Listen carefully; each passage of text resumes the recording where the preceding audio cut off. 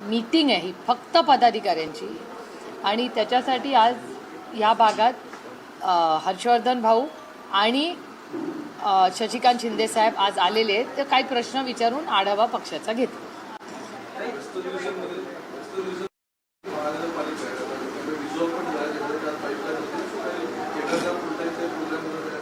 ते आता सगळ्या मीटिंगमध्ये चर्चा होईल, कारण का सांगली सातारा ते करून इथे आलेत. त्या तिथल्या मीटिंगमध्ये काय इन्स्ट्रक्शन्स भाऊंनी किंवा पक्षाने दिलेत, मी पहिल्यांदाच अटेंड करते ही मीटिंग ह्या भागातली. त्याच्यामुळे नाही कुठलाही म्हणजे कुठलाही राजकीय पक्ष हा नेहमी इलेक्शन मोडमध्येच असतो. त्याच्यामुळे अर्थातच कुठलाही पक्ष त्या मोडमध्ये असणारच ना. ते काय ठरवेल ना, ते it's not one size fits all. कार्यकर्त्यांचं जसं होईल, राज्याचा पूर्ण दौरा होईल त्याप्रमाणे निर्णय. पण आम्ही महाविकास आघाडी म्हणून जायला इच्छुक आहोतच.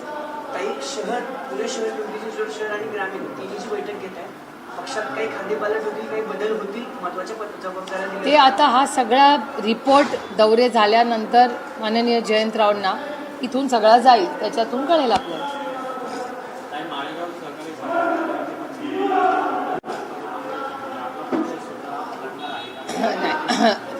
तिथे शेतकरी कृती समिती, माळेगाव साखर कारखान्याचं इलेक्शन हे काही चिन्हावर आम्ही लढत नाही, पण तिथले अनेक शेतकरी असे आहेत ज्यांच्या अनेक मागण्या आहेत आणि आज जे सत्तेमध्ये आहेत त्यांच्या विरोधात बऱ्याच गोष्टी बाहेर रोजच येत आहेत, तुम्ही बघताय. त्यामुळे काही शेतकऱ्यांची विनंती आहे आणि शेतकऱ्यांना त्यांचा पॅनल काढून लढायची इच्छा आहे. त्याच्यामुळे जर शेतकऱ्यांना एक आवाज द्यायची गरज असेल, एक प्लॅटफॉर्म असेल, तर शेतकऱ्यांसाठी आम्ही राजकारण बाजूला ठेवून शेतकऱ्यांसाठी अर्थातच लढणार आहोत. तुम्ही आता बघता की ज्याला नॅशनल अवॉर्ड मिळालं, म्हणजे शेतकरी ज्याला बक्षीस या सरकारने दिलेलं आहे, असा शेतकरी जर या राज्यामध्ये आज जर आत्महत्या करत असेल. आजच्याच महाराष्ट्राचं एक महत्त्वाचं वर्तमानपत्र आहे लोकसत्ता. लोकसत्ताची हेडलाईन आहे आज की साखर व्यवसाय हा प्रचंड अडचणीत आलेला आहे. आणि काल बारामतीमध्ये कृत्रिम बुद्धिमत्ता आणि शेती ह्याच्यावर एक मोठी कॉन्फरन्स होती आणि त्या कॉन्फरन्समध्ये एक गोष्ट सगळ्यांनीच लक्षात घेतली पाहिजे की ह्या फक्त राजकारणाच्या गोष्टी नाही आहेत, त्याच्यात मोठे पॉलिसी डिसिजन्स असतात. आणि शेती हा विषय आता हा फक्त ॲग्रिकल्चर डिपार्टमेंटचा राहिलेला नाही, त्याच्याबरोबर कॉमर्स मिनिस्ट्रीचा एक खूप मोठा रोल आहे. जेव्हा आदरणीय पवारसाहेब दिल्लीत शेती मंत्री होते तेव्हा कॉमर्स मिनिस्ट्री आणि ॲग्रिकल्चर मिनिस्ट्री एकत्रपणे अनेक निर्णय जे शेतकऱ्यांचे हिताचे होते ते घ्यायचे. आता तुम्ही बघताय की पहिला मुद्दा सरसकट कर्जमाफीचा शब्द दिला होता इलेक्शनमध्ये, तो पाळलेला नाही. हमी भावाची परिस्थिती तुम्ही सगळेच बघताय आणि सगळ्या चॅनल्सनी सोयाबीनला ऑनलाईन, ज्यांनी ऑनलाईन भरलेलं होतं त्याही शेतकऱ्यांचा 100% सोयाबीन सरकारने उचललेला नाही. कांद्याची परिस्थिती 40% एक्सपोर्टवर टॅक्स लावलेला तो 20वर आलाय. सातत्याने आम्ही म्हणतोय 0वर आणा तो. कालच तुमच्याही चॅनलनी दाखवलं, वर्तमानपत्रांनी दाखवलं की 800 रुपयांनी कांद्याचा भाव कोसळलेला आहे. त्याच्यानंतर दुधाचं, दूध, कांदा, कपास, सोयाबीन आणि या सगळ्या गोष्टींमध्ये आता गव्हाची पण एक बातमी अशी येते की रेकॉर्ड प्रोडक्शन कष्ट करणाऱ्या शेतकऱ्यांनी केलेले.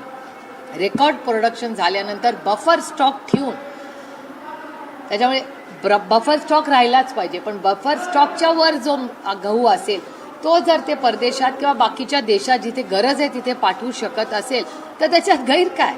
आता हे निर्णय पॉलिसी म्हणून थोडीशी फ्लेक्सिबिलिटी ही सरकारने ठेवलीच पाहिजे, नाहीतर कष्ट करणाऱ्या शेतकऱ्यांना 2 पैसे मिळणार कसे त्यातून. म्हणजे एकीकडे कॉमर्स आणि ॲग्रिकल्चर म्हणजे शेती आणि कॉमर्स, वाणिज्य मंत्रालयाचा इथे हा इश्यू असताना परदेशातून टॅरिफ्सच्या ज्या गोष्टी येत आहेत, सातत्याने टॅरिफ्समध्ये काय होणार हाही एक मोठा मुद्दा झालेला आहे, मोठा प्रॉब्लेम झालेला आहे. त्याच्यामुळे टॅरिफचा काय इम्पॅक्ट होईल आपल्याला माहिती नाही.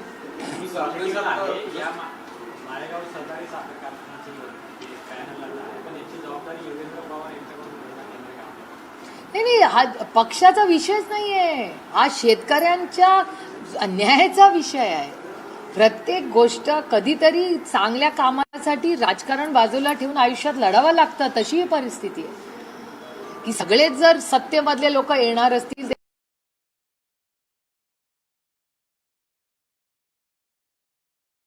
विमानतळाचा प्रश्न आहे. एकीकडे अधिसूचना पुरंदर विमानतळाच्या बाबतीत, दुसरीकडे फडणवीसांनी अनेक आदेश दिलेत की जागा अधिग्रहण आणि या सगळ्या, पण अजितदादा अधिवेशनात यावर काही बोललेले दिसले नाही किंवा अजितदादांनी याबाबत काही स्टँड घेतला नाही. अनेक शेतकऱ्यांचा विरोध आहे, काही सपोर्ट करतायत. हा प्रश्न कसा हाताळणार आहात नेमका? एक तर माझा अनेक वर्ष आग्रह आहे की पुरंदरला आणि पुरंदरवासियांचाही आग्रह आहे, म्हणजे हे फक्त माझा लोकप्रतिनिधी म्हणून नाही, पुरंदरच्या मायबाप जनतेची इच्छा आहे की सर्व मताने तिथे एअरपोर्ट व्हावा.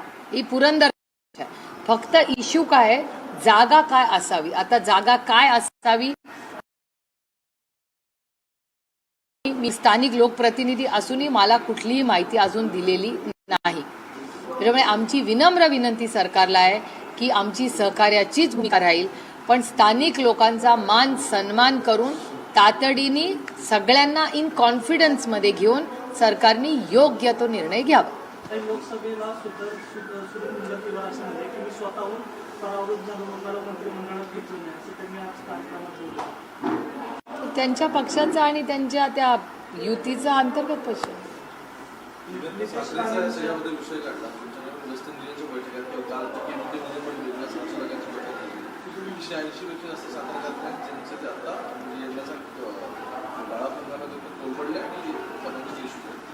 सरकारने स्पेसिफिक बीजेपीच्या निगडीत 8 साखर कारखान्यांना मात्र कर्ज दिले असं सगळं दिसतंय.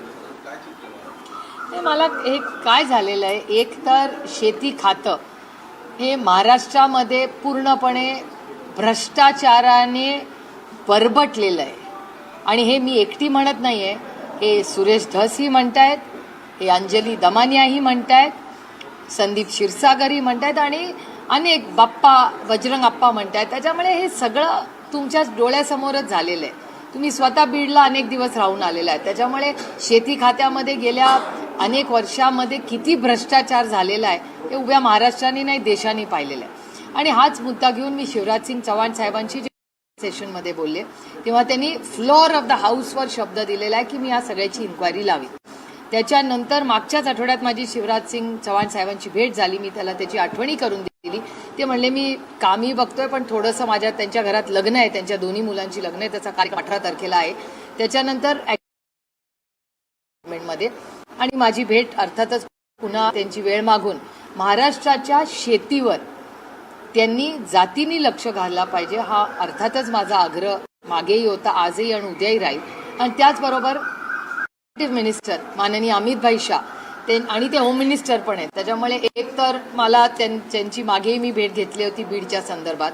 त्याच्यामुळे त्यांनी जी ॲक्शन घेतली त्याचे आभारी मला अमित शहांना जागायला मी वेळ मागितलेली आहे. मागच्या आठवड्यात ते सेशनला आले नव्हते. मी त्यांची अपॉइंटमेंट मागितली अमित शहांची 2 गोष्टींसाठी की बीडमध्ये आधीपेक्षा परिस्थिती थोडीशी सुधारली आहे का, हो त्यांच्या इंटरव्हेन्शनमध्ये सुधारली आहे, त्याच्याबद्दल आभार मानणे. आणि पुढे संतोष भाऊला आणि महादेव मुंडेंना आणि पुढे ज्या घटना घडत आहेत त्याच्यात त्यांनीही थोडंसं लक्ष घालून महाराष्ट्राच्या सरकारला दिशा द्यावी, कारण अजून जेवढा वेगाने आम्हाला अपेक्षित आहे सुधारणा होणं तसं होत नाहीये. हेही मी त्यांच्याशी बोलणार आहे. आणि हा एक बीडची आणि व्यवस्थेची बाजू घेऊन दुसरी बाजू कोऑपरेटिव्ह त्यांच्याकडे डिपार्टमेंट असल्यामुळे ह्या कोऑपरेटिव्ह सेक्टरचं आणि साखर धंद्याचं तीही सगळे प्रश्न जे काल ज्याच्यावर आम्ही तर मी पियुष गोयलांची पण भेट घेणार आहे ह्याच विषयासाठी. आणि अर्थातच ॲग्रिकल्चर मिनिस्टर शेती मंत्र्यांचीही भेट घ्यावी लागणार आहे, कारण का या तिघांच्या म्हणजे कोऑपरेटिव्ह मिनिस्टर, ॲग्रिकल्चर मिनिस्टर आणि कॉमर्स मिनिस्ट्री ह्या तिघांनी बसूनच त्याचा मार्ग काढावा लागणार.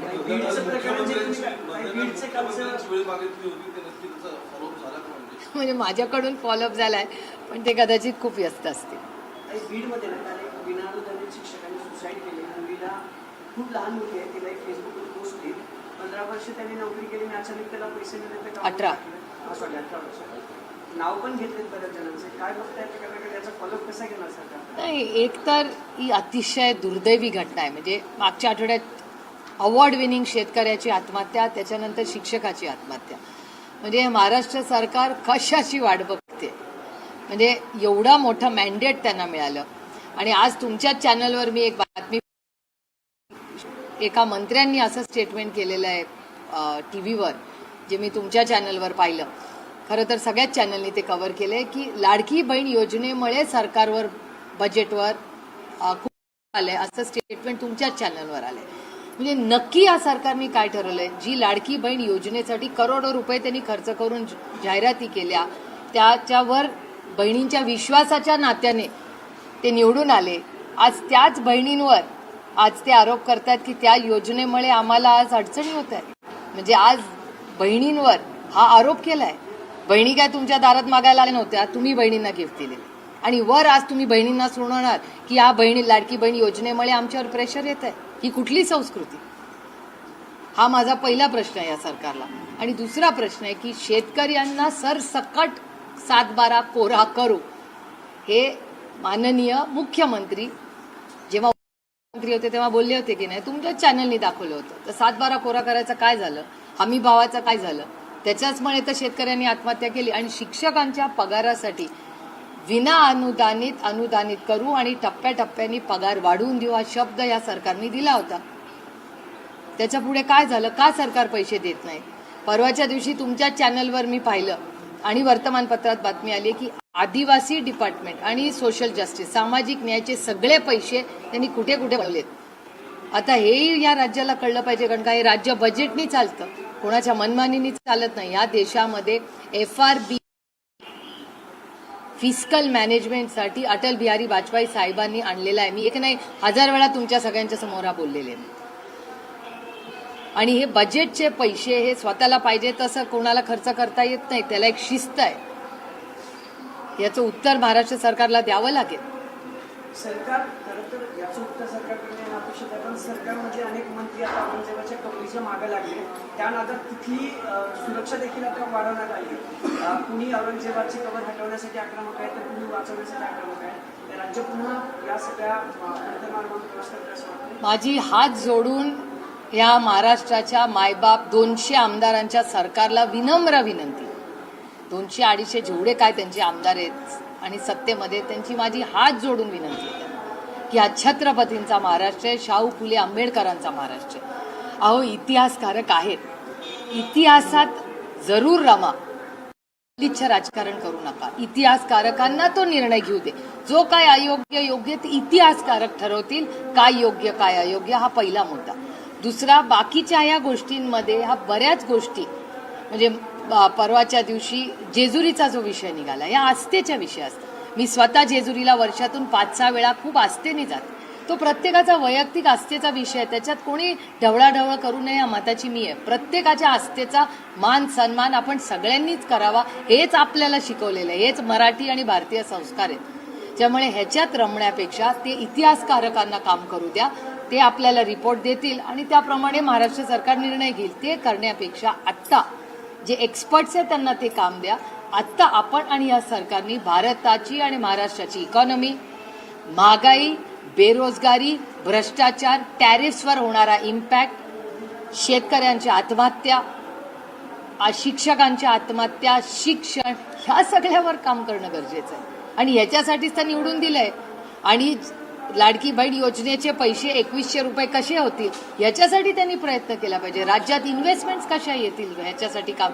पण ज्या पद्धतीने महाराष्ट्रात क्राईम आणि एक्स्टॉर्शन वाढतंय, कशा गोष्टी चालणार आहेत या राज्यात? रोज एक्स्टॉर्शनच्या केसेस या राज्यात सगळीकडे तुमच्या चॅनल्सवर आणि वर्तमानपत्रात येतात. कशा इन्व्हेस्टमेंट्स येतील या राज्यामध्ये? तुम्ही म्हणत असता की ज्या त्या लोकांनी हे बघितलं पाहिजे, इतिहासकारांनी. नाही, इतिहासकारक आहे. पाटील साहेबांनी आता असं सांगितलं की हॅलो म्हणायच्या ऐवजी जय शिवराय. मग ते काय आहे? जय शिवराय म्हणायला काय प्रॉब्लेम आहे? नाही, पण जे ते म्हणजे आता जे शिवराय असं म्हणूनच आपण हो, पण जय शिवराय म्हणजे शिवराय असं आपण नॉट एट ऑल. प्लीज इतिहास वाचा, मी त्यांची पुस्तकं पाठवीन. जय शिवराय हाय आमच्यासाठी भगवान. जय शिवराय छत्रपती महाराज आहेत या राज्याचे. ते नाही, आता हा विषय बाजूला ठेवून जरी बाकीच्या गोष्टी पण इकॉनॉमीवर सगळ्यात जास्त नाही, माझी भाषणं फॉलो करा तुम्ही. या राज्यामध्ये मी चॅलेंज करते तुम्हाला, लेट्स गो बाय डेटा. इकॉनॉमीवर माझ्याशिवाय कोण जास्त बोलतो? Let's go bye data. Data काढा ना तुम्ही. I challenge you. कुठेही मी तुमच्यावर बसायला तयार आहे. तुम्ही म्हणाल ती वेळ, तुम्ही म्हणाल ते चॅनल, तुम्ही म्हणाल तो data. Economic what's wrong with that? जय शिवराय म्हणणं आम्हाला सार्थ अभिमान आहे छत्रपती शिवाजी महाराजांचा. आनंदाने आम्ही जय शिवराय म्हणू. जय शिवराय म्हणजे गुड इकॉनॉमिक्स, म्हणजे समानता. That is the larger message. जय शिवराय म्हणजे केवढी मोठी गोष्ट आहे या देशामध्ये. जय शिवराय म्हणणं म्हणजे इट्स फॉर जस्टिस. जय शिवराय इज अ सिग्नल की बाबा समतेची भाषा आहे त्याच्यात, गुड इकॉनॉमिक्स आहे त्याच्यात, रयतेचा राज्य आहे तो. सगळ्या चांगल्या गोष्टी आहेत, ज्या चुकीच्या गोष्टी होत आहेत त्याला ठीक करण्यासाठी जयंतराव म्हणले जय शिवराय. कारण का जय शिवराय तुम्ही विचार करून बघा केवढा मोठा नेता राजा होऊन गेला आणि त्याच्या सगळ्या ज्या पॉलिसीज आहेत त्या या सरकारने इम्प्लिमेंट कराव्या हा या मागचा विचार आहे. त्यातला तुम्ही नुसतं जय शिवराय तुम्ही खूप पॉलिटिकली नॅरो विचार करताय. आम्ही एवढा छोटा विचार करतच नाही. आम्ही त्याच्या मागचं त्यांनी केलेलं समाजकारण, अर्थकारण ते सगळा मोठा आणि त्यांनी केलेले सामाजिक परिवर्तन, समतेची भाषा, इन्क्लुसिव्ह लिडरशिप ती आम्ही बघतोय. आणि आमच्यासाठी छत्रपती शिवाजी महाराज हे देव आहेत.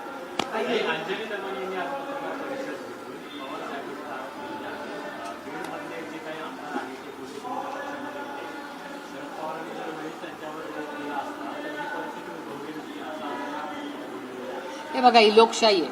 मी तर त्या लोकशाहीच्या आवाज दाबण्याच्या बिलच्या विरोधात सगळ्यात जास्त महाराष्ट्रात मी लढते.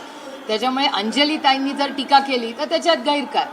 ते त्यांचं मत आहे. त्यांना एका सशक्त लोकशाहीमध्ये त्यांचं मत मांडण्याचा अधिकार आहे. तुम्ही शिवरायांबद्दल तुम्ही बोलत आला यावरून राजकारण नको शिवरायांमध्ये, पण तुमच्या पक्षाचे जे प्रदेशाध्यक्ष या विषयावर बोलताना ते असं म्हणाले की औरंगजेब आणि फडणवीस तुम्ही तेवढेच क्रूर आहे. कारण औरंगजेबाची कबर काढणं म्हणजे त्याचा इतिहास पुसणं म्हणजे महाराजांचा देखील इतिहास पुसणं. परत तोच प्रश्न येतो की ह्या सगळ्यावरून मुख्य गोष्टीवरून लक्ष हटवलं जाते का? मी माझं मत तुम्हाला सांगते. माझं मत आहे की इतिहासकारकांनी इतिहासाचा अभ्यास करावा आणि आपल्या राज्याला डायरेक्शन द्यावी. मी स्वतः नेहमी, तुम्ही माझ्या सगळे प्रेस कॉन्फरन्सेस माझी भाषणं सगळं काढून पाठवा. मला इतिहासावर भयंकर प्रेम आहे. ते इतिहास चालू राहावा त्याच्यासाठी ASI आहे. ASI आजकाल ISIवर पण मीडियामधून आरोप होत आहेत. कॅरेव्हॅन नावाच्या मॅगझिननी इतिहासावर ASIवर खूप मोठी स्टोरी केली आहे. त्याच्यानंतर आउटलुक मॅगझिननी केली आहे. आत्ताही मागच्या आठवड्यात एक आलेली आहे, मला वाटतं न्यूजवीक किंवा कशामध्ये. तर इतिहासाचा अभ्यास जरूर व्हावा, तो झालाच पाहिजे. ते पारदर्शकपणे जे खरं आहे, सोयीचा इतिहास नाही, जो खरा आहे तो इतिहास बाहेर आलाच पाहिजे. पण त्याच्याबरोबर प्रशासन, ताई जे म्हणल्या जय शिवराय काय म्हणायचं, उत्तम प्रशासक म्हणून आपण छत्रपती शिवाजी महाराजांकडे बघतो. तेच राज्य, शिवरायांच्या स्वप्नातलं राज्य, हे राज्य महाराष्ट्रात व्हावं हाच आमचा वार आहे. म्हणून मी नेहमी इकॉनॉमीवर बोलते. मी सारखं म्हणते की इतिहासात जरूर तुम्ही करा, पण इतिहासाबरोबर महाराष्ट्राची economics, budget, fiscal deficit management आणि सगळे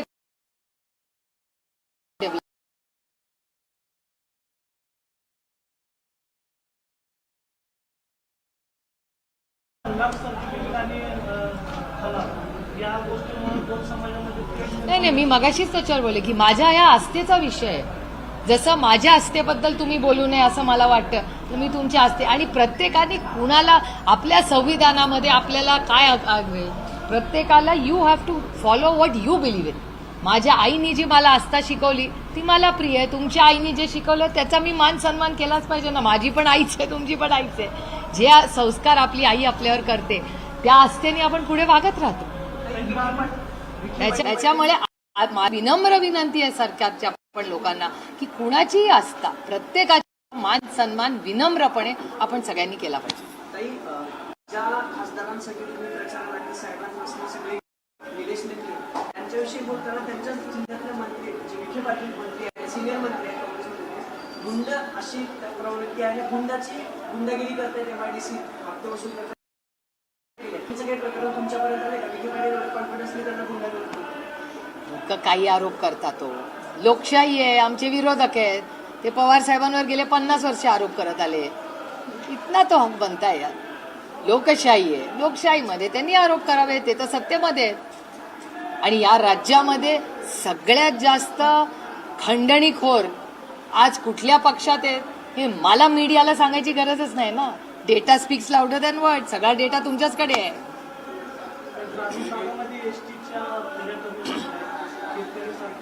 मीच आज as a matter of fact मी आज गेले 2-3 दिवस बारामतीत, इंदापूर, दौंड त्या भागात फिरत असताना किंवा भोरचाही एसटी स्टँडचा तोच प्रॉब्लेम आहे.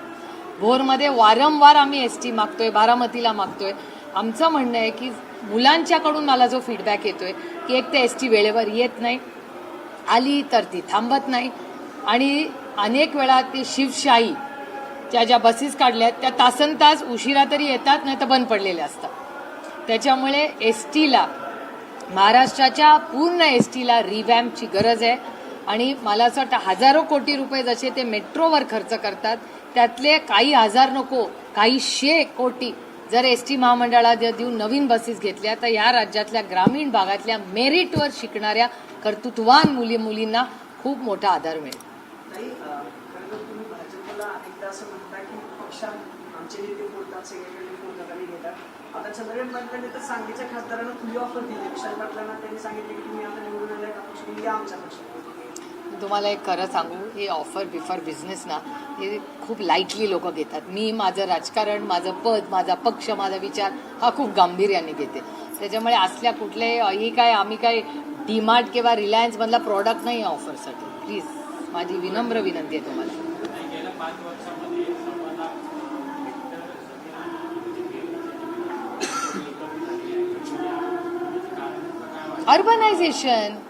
अर्बनायझेशन ऑब्व्हियसली अर्बनायझेशन हे सगळ्यात मोठं. तुम्हीच बघा ना, आता जेव्हा मी 20 वर्षापूर्वी बारामतीला जात होते, सासवडला जायला रात्री तिथपासून कोणीच नसायचं, माणूस नसायचा. आता सासवड आणि ह्याला बघायला लागतं की कुठे जागा आहे. कारण का आम्हाला तिकडे आता अशी परिस्थिती अनेक गावांमध्ये झाली आहे की गायरानांवर पण आम्हाला बघावं लागतंय. कारण का पुढचं डेव्हलपमेंट होणार कुठे गावांचं जर गायरानच गेली, कमी झाली. आणि तुम्ही बघताय रेस्टॉरंट कल्चर, म्हणजे सासवड हे काही दिवसांनी जसं धायरी एक गाव होतं, आज धायरी पुण्याचा भाग झालाय, तसं काही एक 5 वर्षांनी सासवड हे पुण्याचाच भाग होईल. म्हणजे वर्ष पण नाही लागणार कदाचित.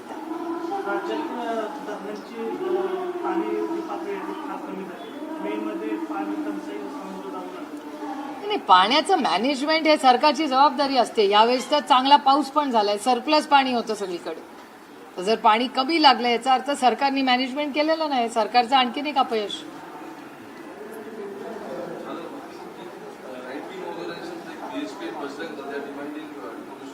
इंग्लिशमध्ये घ्यायचं.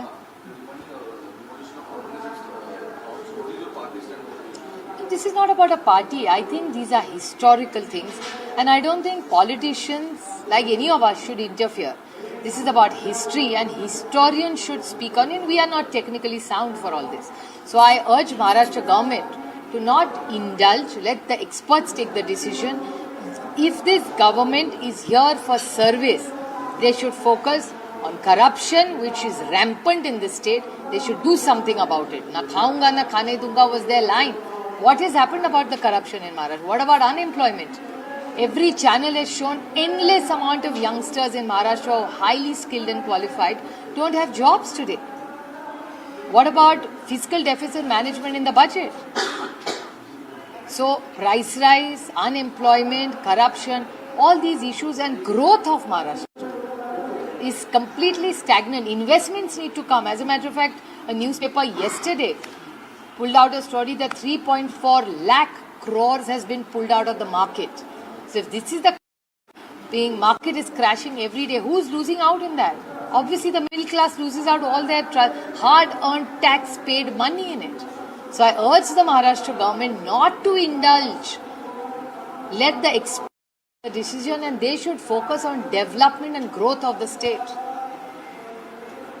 Tala? Thank you.